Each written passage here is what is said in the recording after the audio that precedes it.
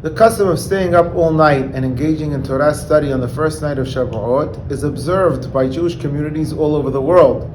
This custom, which is based on the Zohar, is observed in both Middle Eastern and Ashkenazic communities. Hakam Avraham Antebi, the chief rabbi of Halab from the beginning of the 19th century, praised the custom in his book Ohel Yesharim.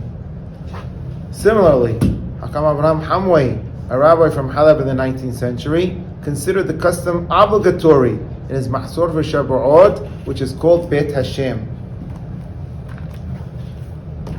Hakam Yosef Abad Ishayo, who was born in Halab at the end of the 19th century, wrote about this custom in his book on the customs of Halab.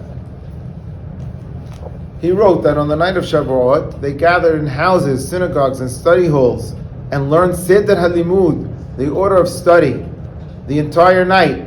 And at dawn, the entire congregation would go to immerse themselves in a mikveh that was rented for Shabuot by a community philanthropist. The custom of dipping in the mikveh at the end of the night was also recorded by Hakam Avraham Hamway in his Shabuot Mahzor Beit Hashem. The Seder HaLimud mentioned by Rabbi Shayo refers to the order of study specified by Rabbi Chaim Vital, the main student of Rabbi Yitzhak Luria, otherwise known as the Arizal, in his work known as Shar HaKavanot from the end of the 16th century. This order of study, which is also known as Tikkun Leil Shabuot, can also be found in the book Kiryei Moed, which is used by our community and in communities all over the world on the night of Shabuot. Kiryei Moed also has readings for the nights of Hoshana Rabbah and the 7th of Adar, as well as a reading for the 7th day of Pesach. The reading for Shabuot consists of portions from the beginning and end of each parasha from the Torah, as well as from the beginning and end of each book of the Nevi'im and Ketubim. The reading also contains portions pertaining to the holiday of Shabuot, so the entire 10 commandments from Yitron Vet Hanan are included, as well as the entire book of Ruth. Kiryei Moed also contains passages from the Mishnah. However, Rabbi Haim Palaji quoted Harab Hayim HaKohen Me'aram Soba, an important student of Rabbi Haim Vital from the 17th century, who taught that Mishnayot should not be part of the reading on the night of Shabuot for mystical reasons. The general custom in our community is not to read the Mishnayot that night. After reading the Tanakh passages, it is customary to read a passage from the Zohar on Parashat Naso, which is called the Idira Rabbah, which means the Great Gathering. It contains secrets revealed by Rabbi Shimon Bar Yochai to his students who gathered to hear his teachings. The custom of reading the Idira after the Tanakh passages was also documented by Hakam Avraham Hamway in his Shabuot Mahzor Beit Hashem. Furthermore, it is not customary to read the list of the 613 commandments or the passage from Midrash Rabbah that is found in Kiryei Moed for the night of Shabuot. Similarly, Rabbi Shlomo Antebi Saka wrote that in Argentina, Hakam Yitzhak Shahebar Alav Shalom participated in the reading on the night of Shabuot. They read the passages from the Tanakh and then the Idira from the Zohar.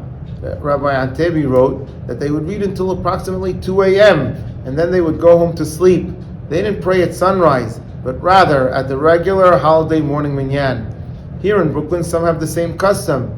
They read the Tanakh and the Zohar until approximately 3 a.m. and then they sleep and wake up for the regular holiday minyan. Interestingly, Rabbi Shem Tov Gagin, in his work Keter Shem Tov, wrote that the custom in the Middle East was to stay up all night on the first night of Shabuot, but the custom of Sephardim and Ashkenazim in Europe was to stay up for half of the night. And he explained that the reason for not staying up all night was so that they could pray Shachrit and Musaf in the proper condition and with concentration.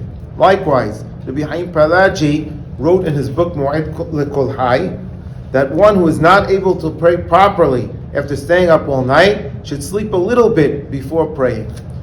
Is it preferable to read the Tikkun or to study and have classes in other Torah subjects? According to the Haidah, a major Middle Eastern authority from the 18th century, everyone is obligated to read the passages established by the Arizal. Therefore, the custom of Halab is to read the Tanakh passages and the Idira from the Zohar before studying anything else.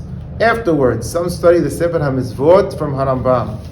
So the custom of staying up all night on the first night of Shabuot was practiced in Halab. They read the Tikkun all night, and then they went to dip in a mikveh at dawn, and then prayed Shahrit and Musaf. In Brooklyn, many stay up all night. However, some stay up until they complete the Tanakh passages.